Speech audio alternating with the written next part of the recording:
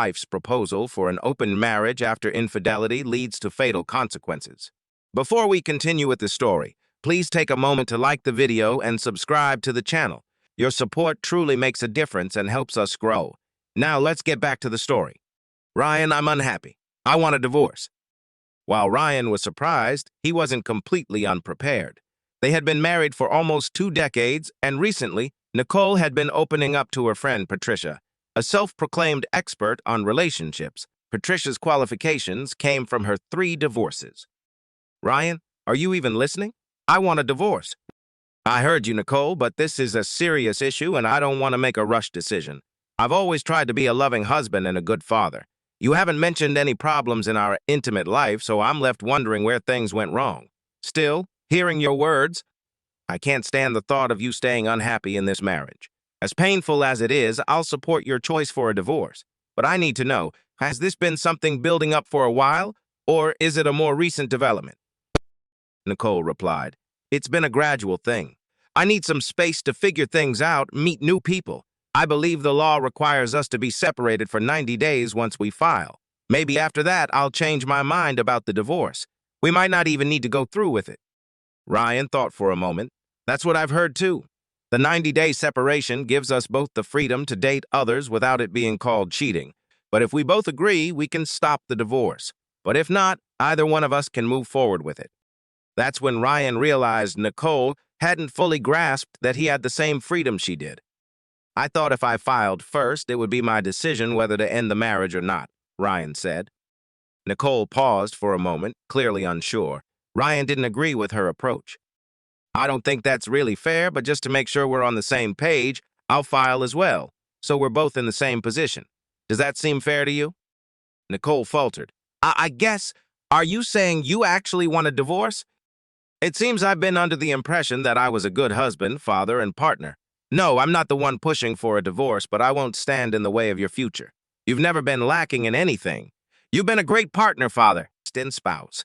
I just feel the need to explore new experiences, meet new people, and find something else that might make me happy. I just need some space. The legal separation will give me that. Nicole, the fact that you're looking for more than I can give you only highlights my own shortcomings, Ryan said quietly, pausing for a moment before adding, Have you already talked to a lawyer and filled out the paperwork? She ignored his comment about feeling inadequate. No, I haven't gotten the forms yet. I plan to hire Jonah Williams. He helped Patricia with her divorces, Nicole said, revealing how much Patricia's influence was shaping her decision. Well, I'll probably ask my cousin Victoria to handle my end of things, Ryan responded. Victoria's a real piece of work. I'll tell you that much. I know you're not a fan of Victoria, but she's actually a really good person. Her reputation comes from her job, but she's incredibly dedicated to her clients, no matter who they are.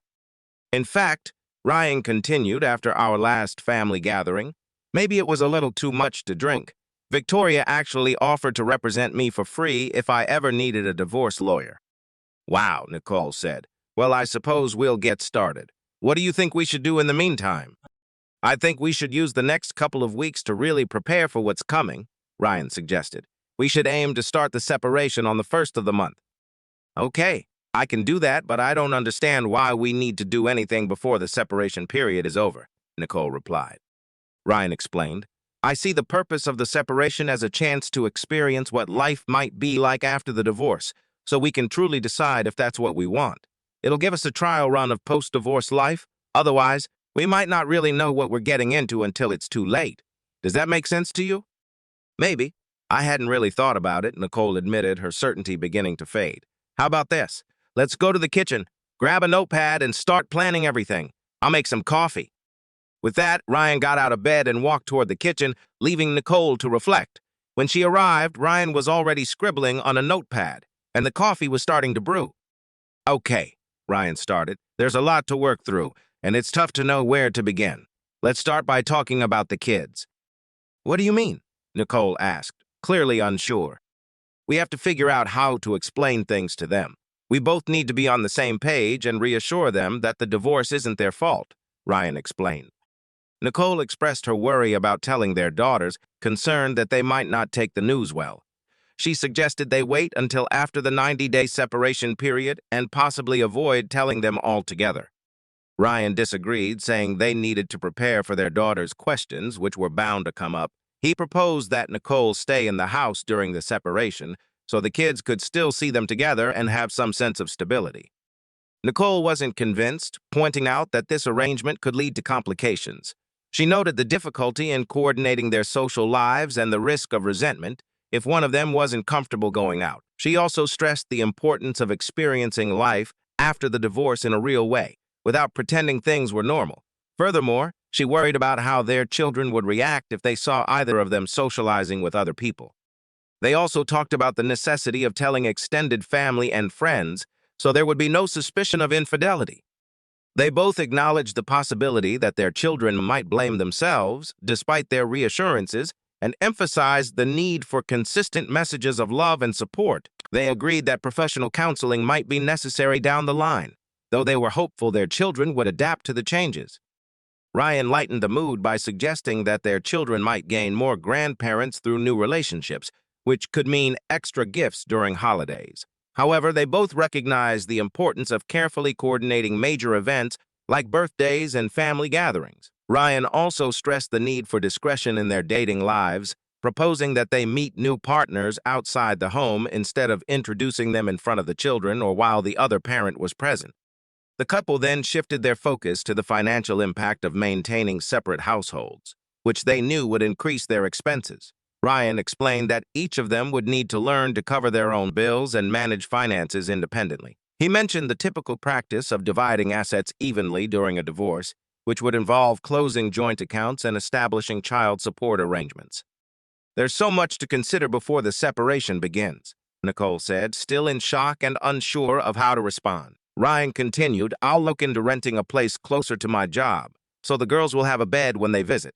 The standard visitation arrangement usually means I'll have them every weekend and alternate major holidays unless we agree otherwise." Nicole was surprised that Ryan wasn't dating more often, considering how much he and the girls enjoyed their time together. Ryan reassured her that he would remain involved as much as possible, but reminded her that she and her new partner would need to take on some of the responsibilities he currently managed. He also acknowledged the difficulty of weeknight visits due to school schedules and suggested that both of them might need to help with homework and extracurricular activities, especially if they had new children to care for. Ryan brought up some practical issues that would need to be addressed during the divorce, like managing their belongings across two homes and dealing with transportation challenges. He was particularly concerned that if he didn't end up living on a bus route for the kids' school, it could disrupt their routine. "This isn't going the way Patricia promised," Nicole said, frustration creeping into her voice.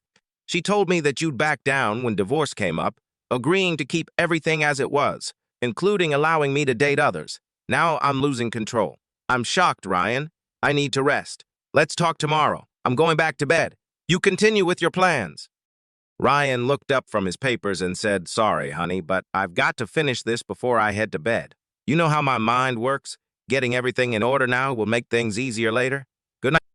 Nicole tossed and turned for hours, her thoughts racing.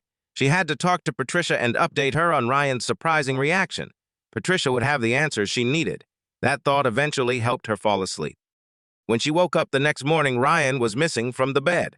"Oh my God, he stayed up all night working on this divorce checklist," she muttered. As she entered the kitchen, she found only a notepad on the table. Puzzled, she checked the guest bedroom and found Ryan sleeping soundly. She returned to the kitchen to make breakfast, but her eyes kept drifting back to the notepad. The list of things to change under the heading liabilities to adjust caught her attention. It included tasks like modifying the mortgage, insurance policies, utilities, car payments, phone plans, and a variety of memberships like Amazon Prime and Medac. This was on top of the banking changes they'd discussed the night before. On the next page, Ryan had outlined his anticipated living expenses for his new apartment and a projected budget for child support. The figures showed a gap of several $100s per month, along with cost-cutting strategies, such as reducing his visits to Waffle House and Starbucks. Nicole couldn't help but chuckle at that part. She added her own expenses to the list, things like her gym membership, women's group activities, and dining out more frequently. Ryan had even detailed some of the children's expenses, like extracurricular fees and uniform costs. The kids' well-being hadn't been part of her original divorce plan. On another page, Ryan had listed tasks for Nicole to manage, car maintenance, grocery shopping, household repairs, and so on. Nicole slammed the notepad shut. Why isn't Ryan doing what I expected? Why isn't he just giving me what I want? Ryan raised several practical concerns, such as how they would manage their belongings between two homes and the transportation challenges, especially if his new place wasn't near a bus route for the kids' school. That could complicate their daily routine. This isn't going the way Patricia promised. Nicole thought aloud. She said you'd cave when we started talking about divorce, that you'd keep everything as it was for the family and let me date other people on the side. I feel like I'm losing control here, Ryan. I'm in shock. I need some rest. Let's talk more tomorrow. I'm going back to bed. You can keep going? Ryan didn't look up as he replied, sorry, but I need to finish a few things before I turn in. You know how my brain works. I want us to be as prepared as possible for the first day. The more we sort out now, the easier it will be later. Good night, sweetheart. Nicole tossed and turned, feeling unsettled. She knew she had to update Patricia on Ryan's surprising stance. Patricia would have advice on how to move forward. This thought allowed her to finally fall asleep. The next morning, Nicole woke up and immediately noticed Ryan wasn't in bed. Oh no, he stayed up all night working on that divorce checklist. She went to the kitchen but found no sign of Ryan, just a notepad left on the table. Curiously, she peeked into the guest room and found Ryan still asleep. Returning to the kitchen, she started making breakfast, but her attention kept drifting back to the notepad. The page was filled with a list under the heading Liabilities to Adjust. The tasks included things like adjusting the mortgage, home insurance, utilities, cell phone plans, car insurance, health coverage, Amazon Prime. The list was long, and it added to the banking adjustments they'd talked about the night before. On the next page, Ryan had broken down his expected living expenses in his new apartment, as well as a projected budget for child support. His calculations showed a shortfall of several $100s a month. He even included some cost-saving measures like cutting back on his visits to Waffle House and Starbucks, which amused Nicole. She then added her own expenses to the list, like her gym membership, her participation in a women's group, and dining out more than once a week. He even accounted for some of the children's costs, like extracurricular activities, uniforms, and other necessities. However, Nicole realized that the impact of these expenses on the children wasn't considered in her own divorce plan. On the next page, Ryan had listed several responsibilities that Nicole would need to take on, such as filling up the car, regular maintenance, organizing repairs for things like plumbing or heating and cooling, lawn care, car washes, and grocery shopping. Nicole set the notepad aside, frustrated. Why isn't Ryan doing what he's supposed to? Why isn't he giving me what I want? I need to talk to Patricia before Ryan wakes up. Hello, Patricia, it's Nicole. I need to keep it quiet since Ryan is still asleep. How did things go last night? Patricia's voice was upbeat, expecting good news. Instead of trying to figure out how to change things to keep me from divorcing him, Ryan actually agreed to it. Then he started listing all the tasks he handles that I'd have to take on if we go through with it. He plans to rent an apartment and only have the girls on weekends. He wants us to truly separate and live as though we're already divorced to give us both a clearer idea of what life would be like after 90 days. It doesn't seem like he's worried about the divorce at all. What should I do? Listen. You foolish girl, Patricia responded. He's trying to manipulate you. It's all a bluff. He won't actually go through with it. It's pathetic that he's trying to make you feel more dependent on him by listing all the little things he does. The truth is, you're the one with the power, control the kids, and control what happens between your legs, and he'll fall in line. Don't worry, soon enough, you and Oliver will be having your fun in bed, and you'll still have a husband and a home. I hope you're right, and I hope Oliver is worth the hassle. So far, Ryan hasn't made any real moves. I'll stay strong for now and see what he does next. Thanks, Patricia. I think he's waking up. I have to go. Hey, Ryan, do you want some coffee? Nicole asked, trying to sound casual. Her husband walked over to the coffee pot and commented that drinking coffee late at night wasn't a good idea. I barely slept. Why didn't you come to bed with me? I went for a walk. I wasn't sure I could control myself. What do you mean? I saw you sleeping, and the sight of you undressed stirred something in me. You're still the most beautiful woman I know. I'm not sure about this. If we were to be intimate now, I fear it would only be out of sympathy to ease my pain over the divorce. I don't think I could hold back. Sweetheart, we're still married. I'm yours at least until we separate. Can't we act like a married couple just for a little longer? I don't think that's possible. I'm more certain now than ever that the separation should begin right away. The official start date is the 1st of the month, but like you said, it really began the day after. I'm sad, Nicole. It's going to be hard for me, but I want nothing more than to see you happy, even if I'm not part of your life anymore. Nicole tried to comfort Ryan, explaining that separation didn't have to mean an immediate divorce. She asked him to give her space to figure things out, assuring him that they could stay married and maybe even grow stronger as a couple. Ryan didn't seem convinced, and he announced that he was taking the day off to sort out the details of their division. He mentioned that Billy would handle the maintenance crews and laid out the financial arrangements, stressing that things needed to be settled quickly. He also reminded her to get to work on time, as he would be preparing breakfast for the children and taking them to school. Later, when Oliver, a charming co-worker, stopped by to chat, Nicole felt a twinge of anxiety but agreed to meet with him later to talk about enjoying music together. Her mind, however, drifted from the separation with Ryan to the passionate moment she had shared with Oliver in the elevator. When Nicole returned home from work, she noticed signs that Ryan had been around during the day. Seeing this eased her somewhat, and she felt ready to face the financial details of their separation. He seemed to be thinking, I have 90 days to figure things out.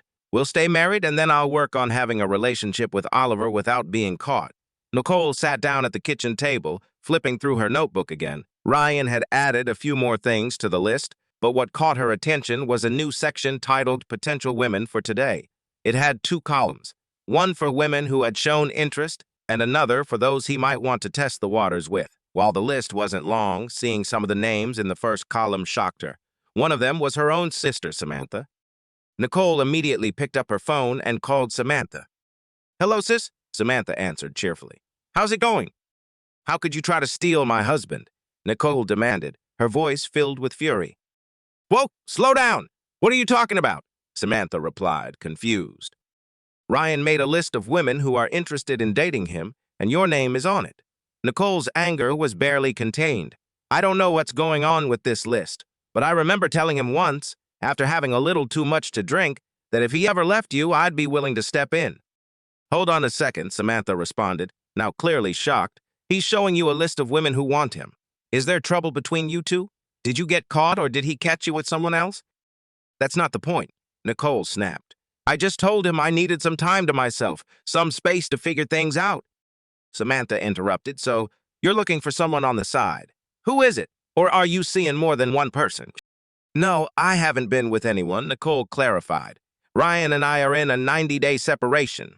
After that, we'll decide what we want to do with our marriage." "All right," Samantha said, sounding indifferent.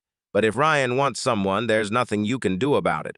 Once you're legally separated, I'm going for him. I'll be loyal to him, unlike you." Nicole stood by her decision to separate from Ryan, emphasizing that it was her choice, even though she had once praised him as a good husband and provider. Samantha, however, criticized Nicole's actions as short-sighted, pointing out Ryan's strengths as a husband, father, and provider. She urged Nicole to let her know once she was truly free from the marriage, then ended the call abruptly. Afterward, Nicole tried to calm herself, but her nerves only worsened as she glanced back at the lists of women. One name, in particular, stood out: Amber, Ryan's secretary. She was a young single mother, stunningly beautiful and nearly 2 decades younger than Ryan. Despite the age gap, she topped the list, signaling her interest in Ryan. Nicole wondered if Amber was simply looking for someone to provide for her and her child. 2 other names were listed, one of them a married woman, as indicated by the M next to her name. The remaining names included women who worked alongside Ryan, some of whom Nicole recognized from their local community. Although Ryan held a degree in psychology, he had worked as a laborer during college and had maintained his passion for the trade. Over the years, he had expanded his business to include 3 teams. Nicole couldn't help but suspect that Ryan was evaluating these women not just for their personal interest, but also for their potential skills in the trade. 3 unnamed women were listed simply as waitress at Waffle House, barista at Starbucks, and clerk at Walmart. Nicole found herself wondering how many other women saw him the way Samantha did. She hadn't expected Ryan to date anyone during their separation, but now she wondered if he was already seeing someone. As Ryan entered the house, he noticed Nicole flipping through her notebook and instantly sensed what was coming. "Looks like you wasted no time finding a replacement for me, huh? My own sister? How could you?" he said, his voice filled with disbelief. Nicole shot back, I was just catching up on your progress in finding a girlfriend. What do you mean by that? Ryan asked, clearly confused. I don't have a boyfriend. I'm just exploring new possibilities, Nicole explained. What about Oliver Clark? Ryan asked, a hint of suspicion in his voice. How do you know about him? Nicole asked, her voice betraying surprise. Oliver Clark, what's going on today? I ran into Chloe, your boss's secretary, at Walmart during my lunch break. She's quite the gossip, so don't take everything she says seriously, Ryan replied after a pause. I asked her what was going on, especially given our company's strict no-fraternization policy. Nicole's curiosity piqued. What did she say? According to Chloe, you're good friends with one of our new partners, Oliver Clark. She says he visits your office regularly and you two have lunch together every day, Ryan explained. I told her Oliver is an old college buddy and we hang out occasionally, but Chloe thinks he might be one of the guys you're considering during our separation. Nicole, feeling uneasy, asked, How far have you gone with your investigation? Oliver's just a friend. We've barely done anything, just talked, but I think he could be someone I'd be interested in dating. He's always so kind and compliments me, even when I don't look my best, Nicole admitted. Anything else? Ryan pressed. Nicole's face betrayed her as she recalled the moment with Oliver in the elevator. Did you do anything that his wife wouldn't appreciate? Ryan asked. His wife? Nicole asked, surprised. He's not married. Who told you that? I found it on his Facebook page, Ryan said after doing some quick research on his computer. Is this Oliver Clark? Ryan asked, showing her a picture from the site. Yes, that's him, Nicole confirmed. What's his marital status say? Ryan inquired. It says he's married to someone named Fiona and they have 2 sons, Nicole said, her voice dropping. Maybe he's divorced, Nicole speculated, glancing at the page.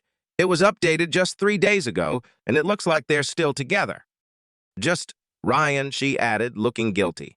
He never told me he was married. I would never do anything to break up a marriage. Seems like you're fine with breaking up our marriage, though, Ryan shot back. An uncomfortable silence settled between them as Nicole realized she was being cornered. She needed some time to think. Oliver was the main reason she had started considering ending things, but she couldn't let Ryan catch on to that. Well, he was just one of several men I might think about dating. I could make a list just like you, she deflected, hoping to shift the conversation. Nicole suddenly remembered something and continued. Oh, I just remembered something important. If we decide to stay married after the separation, we'll need to exchange medical reports to make sure we're both free of sexually transmitted diseases. That's disgusting, Ryan interrupted, clearly uncomfortable. Nicole shot back. It's just a precaution. I wasn't really planning on dating anyone, especially since the separation is only for 90 days. But if I feel the urge, I can find someone. I'm sure you'd want to feel safe, too. It's not just about you, it's about who you're with, who they've been with, and everything that comes with that. Ryan tried to mask his excitement about the possibility of tightening up details as Nicole steered the conversation away from the topic of Oliver. All right, dear, Ryan said, trying to move forward.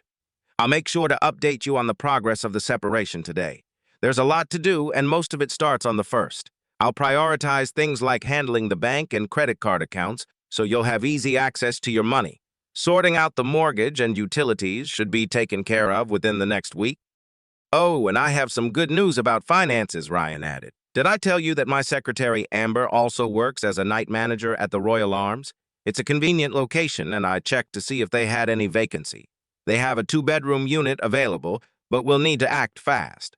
Usually it's pretty expensive, but she mentioned if I took on the apartment maintenance job, I could get a 50 rent discount. That means more money for you and the kids. You haven't signed the lease yet, have you? Nicole asked cautiously. Remember, we've got 90 days. If you play your cards right, you might just end up back here. Nicole briefly considered commenting on Amber's intentions, calling her a gold digger, but quickly decided against it, knowing it would only escalate the situation.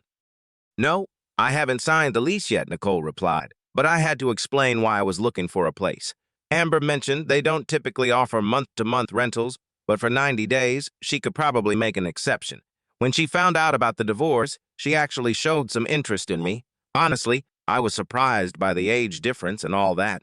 I didn't even realize she thought of me like that. I told her no, of course, citing company policies about employees and managers not being allowed to have anything more than a professional relationship. Amber suggested she could find another job if that was the problem. That's why I included her name on the list. Nicole felt a rush of anger but swallowed it, knowing it would only make things worse if she voiced her frustrations. Before she could respond, Ryan continued talking. Here's something else you might appreciate, he said. I booked 2 tickets for a 10-day vacation to Hawaii. I was saving it as a surprise for our 20th anniversary. Nicole's expression softened. Hawaii? Oh, Ryan, you know how much I've always wanted to go. This is amazing. I can't wait to relax on the beach, swim in the ocean. Thank you, thank you, thank you. But Ryan's expression didn't mirror her excitement. We're not going to Hawaii, he said, his voice flat. When you mentioned divorce, I realized we might not even make it to our 20th anniversary. When I tried to cancel and get a refund, they said it was too late, offering only a $20 refund. After thinking it over, I realized that trip to Hawaii was more your dream than mine. I figured you might still want to go, so I asked them to change the tickets. I can transfer them to you and a guest of your choice. It could be the perfect way to kickstart your new life. If you're giving your new guy a free trip to Hawaii, Nicole retorted, but Ryan, I always wanted to go with you. We could just postpone the separation. I've been thinking, and maybe I want to call the whole thing off. I'm not as unhappy as I thought I was. I'm sorry, Dee. I've really thought about this, Ryan said, his voice steady. I can't be content knowing that divorce is still hanging over us. Even if you change your mind, I can't forget that you brought it up, and I can't get the images out of my head about what you and Oliver might have done while you claimed to be doing nothing. I'm probably going to go through with the divorce no matter what you decide. But the idea of life without you being just a part-time father to my girls, I can't stand it. With that, Ryan retreated upstairs to the guest bedroom. Nicole sat there, shattered, feeling more alone than ever. She picked up the phone and dialed the one person she knew would listen. Hello? Patricia answered. Patricia, everything is falling apart, Nicole said, her voice cracking. Ryan found an apartment and now his secretary is already flirting with him. Even my sister wants to date him. And to top it all off, he had tickets for a Hawaii trip for our anniversary, but now he's giving them to me to use. He won't go. He said I could take my new boyfriend instead. What am I supposed to do now? Hold on. What's the issue? Patricia replied, a teasing tone in her voice. You and Oliver could be living it up in the sun, having fun, and making unforgettable memories. No, I found out Oliver's married and his wife and kids are moving here soon. I don't want to go to Hawaii with him. I want to go with Ryan, Nicole said, frustration creeping into her voice. Patricia paused, then spoke in a more serious tone. Wait a second. I think I know what's going on here. Wow, Ryan is a lot craftier than I thought. He's been planning this trip for ages, but I think it's just a move to make you feel guilty and stop the divorce. Don't worry. You're beautiful, and men will be lining up to date you. Better than Oliver, probably. You'll have your pick, and you can keep your family together. Nicole let out a sigh of disbelief. I never thought he could be this manipulative. He's going to pay for this, she said, her resolve hardening. Thanks, Patricia. I was almost ready to give up, but now he'll regret this. We'll talk later. As Ryan came down the stairs, Nicole noticed he was carrying a small suitcase. So, you're already acting like you're moving out? Nicole shot back coldly. Well, goodbye then. Don't let the door hit you on the way out. I was just planning to take a few things over to the apartment today. I didn't want to carry too much all at once and make it obvious to the girls. Amber said I could start moving stuff in before the 1st, since the place is empty anyway. Nicole's eyes narrowed. Something's off. You're acting differently now. Let me guess. You've been talking to your so-called marriage expert? Patricia, the divorce specialist. That's all she is, after all. Don't even start with the insults about Patricia, Ryan replied sharply. She's on my side. She saw right through your attempt to guilt-trip me with the Hawaii trip. You made that story up just to manipulate me into dropping everything. But it won't work. I still want the divorce. And there are plenty of guys out there who would be thrilled to give me what I've been missing. Ryan paused, studying her. You're right about one thing. I'm sure there will be no shortage of offers for you now. Honestly, I've always known how lucky I was to have someone as beautiful, capable, and devoted as you.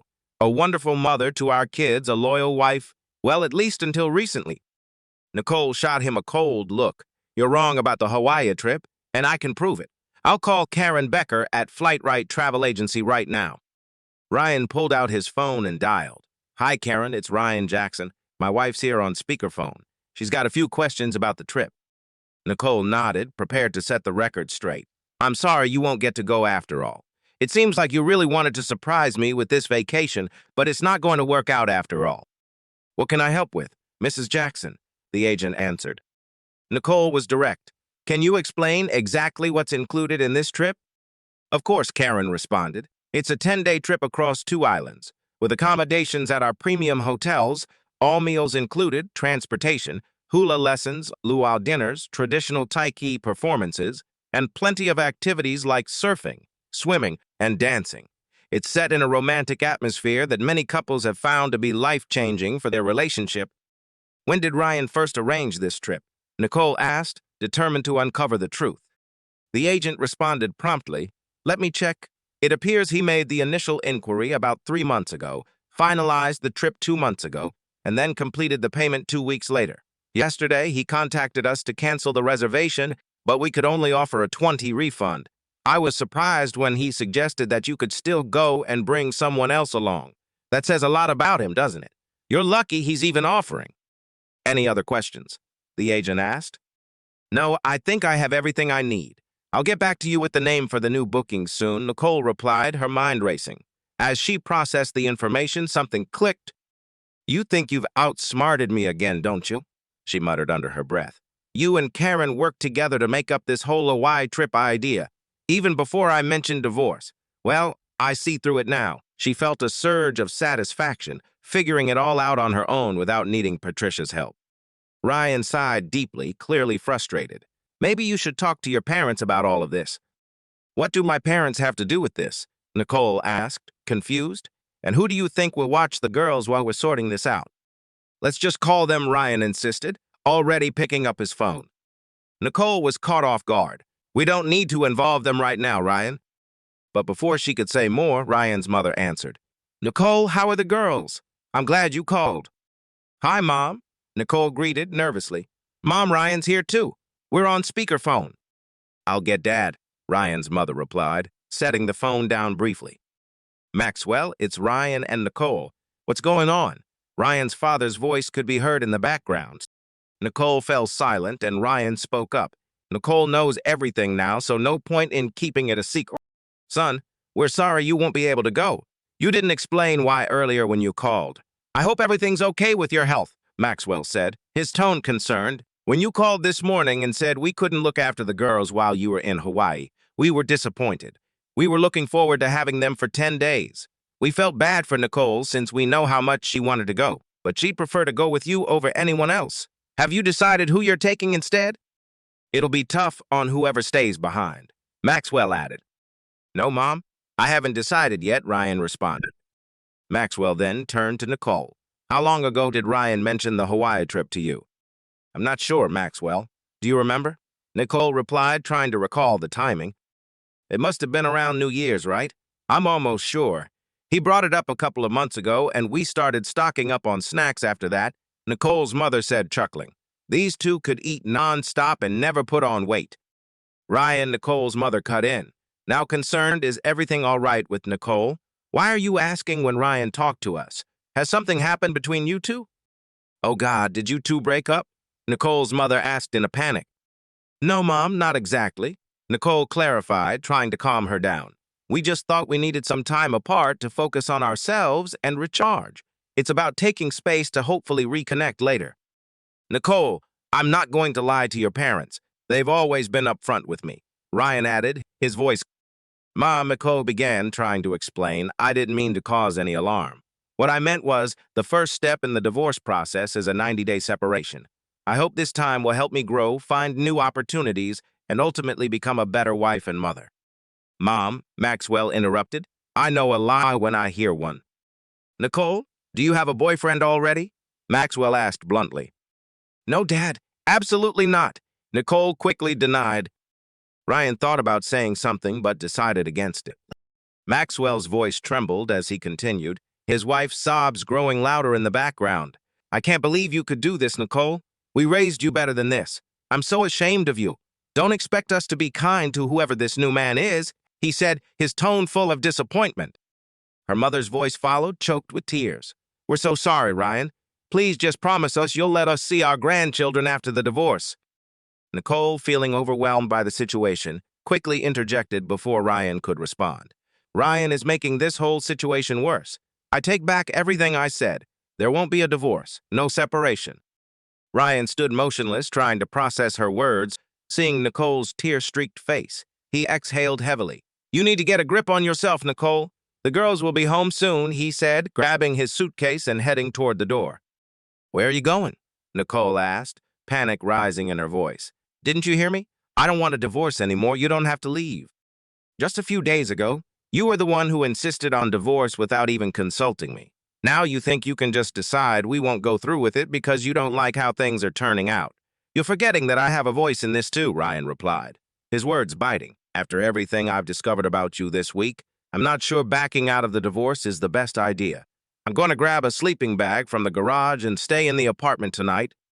Ryan, please don't go, Nicole pleaded, her voice shaky with emotion. I'm sorry. You said we could talk it over. I know I said some foolish things about divorce, but can't we just move past this and go back to how things were? You told me you were happy. I was happy too, but I can't forget how you admitted you were unhappy and planned to cheat with Oliver. You've already crossed that line. Her mother interrupted, offering a suggestion. Victoria could probably get the divorce papers drafted for you in no time. She could even serve them tomorrow. I won't sign them. Nicole shot back, her tone defiant. That's irrelevant. All Victoria has to do is ensure you're officially served. She might do it at your workplace, so there are witnesses. Oliver could even claim alienation of affection if it comes to that. I could also have your boss served for violating company policy, but that's too much. The point is I need to know you'll be able to take care of the girls after this is all over, Ryan explained, his voice steady despite the tension. I'll talk to Oliver's wife. Maybe that'll be enough payback for me. Why are you being so cruel? I love you, and you love me. Is there anything I can do to fix this? You said divorce would be hard on both of us. Don't you want to avoid all this pain? I swear I'll never bring up divorce again. Please stay and let's work through this, Nicole pleaded, her voice trembling with emotion. Ryan stayed silent, unmoving. Nicole thought she saw a flicker of something in his eyes, a sign that her words might have struck a chord. I promise I'll be the best wife you could ever have. I won't look at another man. I'll do everything to make things right. I've given you almost 2 decades of love, 2 amazing children, and I supported your career even when it meant you came home late and exhausted. I'm so proud of what you've achieved. Everyone makes mistakes, Ryan. Please just give me another chance, she continued desperately. After a long pause, Ryan spoke. Here's what I'll do. I'll go ahead and take my suitcase and sleeping bag to the apartment. I need you to do something for me. Your actions have hurt me more than you probably realize. If I get what I need from you, I might consider calling off the divorce or at least delaying it. I'll come back by 7. You might want to send the kids to your parents or their friends so we can talk without distractions. Yes, I'll do whatever you need. What do you want me to write? Nicole asked, her voice full of relief. First, I need you to apologize for starting all of this. You'll have to beg for my forgiveness, Nicole. Second, I want you to tell Oliver to stop contacting you. Let him know if he doesn't. There will be legal consequences, and I won't hesitate to take action against him and your company. Third, give me a list of reasons why I should stay married to you. Finally, call Patricia and tell her that you never want to hear from her again. This is non-negotiable. If I ever hear her name again, I'm leaving for good. Do you understand what I'm asking for? If you want a chance to save this, it has to be all or nothing. Yes, Ryan, I understand. I'll have everything ready by 7. All right then, I'll see you at 7. Ryan said, grabbing his suitcase and heading out the door. Nicole, now alone, turned her attention to the final task. She began practicing what she would say to Patricia, whispering to herself, listening to you was the biggest mistake of my life. You almost cost me everything I care about. Don't call me, don't text me, don't email me. If I ever see you in public, stay away from me, or I won't be responsible for what happens. Nicole was surprised at the sense of relief she felt after confronting Patricia. Taking a deep breath, she called Oliver, following Ryan's instructions to the letter. She recounted Ryan's angry plea for a final meeting at the motel, his harsh words, and how he had insulted her, accusing her of being inadequate. She shut him down quickly, warning him that if he didn't stop causing trouble, she'd be forced to involve his wife. The task of listing reasons why Ryan should stay married to her was surprisingly easy. Freed from the desire for anything beyond what she already had with him, Nicole thought back on the good times they'd shared. She wrote a long list, hoping it would impress Ryan. She also took the time to reflect on her foolishness, admitting how self-centered and presumptuous I was. Never again. As 7:00 p.m. neared, Nicole felt a sense of calm and readiness. But when the hour passed without any sign of Ryan, anxiety began to creep in. 5 minutes later, he returned, his face unreadable and his luggage absent. Nicole did her best to stay composed and humble as she handed him the list. Here are my answers. I hope you'll reconsider. Ryan stared at the list for what felt like an eternity. His eyes welled up with tears, and seeing him so vulnerable caused Nicole to start crying as well. She took his emotional response as a glimmer of hope. "Dare, this is really impressive," he said softly. Nicole's heart skipped a beat, but when she stood to embrace him, he held up a hand, signaling her to stay where she was. "Your effort means a lot, but I'm not sure you fully understand the depth of the pain I've been through. I think I need to move forward with the divorce," he explained. Nicole's heart shattered. She sank to the floor in uncontrollable sobs, her grief overwhelming her. "I've ruined everything. I'm the worst person alive. I don't deserve any of this. How could I have been so stupid?" Ryan knelt down in front of her, whispering gently, "Now you know how I felt." As she continued to cry, Ryan made his way to the door. He paused, looking back at her. "While we're separated, are we allowed to see other people?" Nicole, struggling to hold back her tears, managed to respond, "If dating is allowed, what about Friday night? Would you want to have dinner and maybe catch a movie?" "Are you asking me out?" Nicole asked, surprised. "Yes, I think our old relationship is beyond repair, but maybe we can start fresh," he said, a hint of hope in his voice. Nicole ran to him. "Yes, yes, 1,000 times, yes. Thank you so much for watching. If you enjoyed the story, don't forget to like the video, subscribe, and comment. Your support means the world to us. See you in the next video.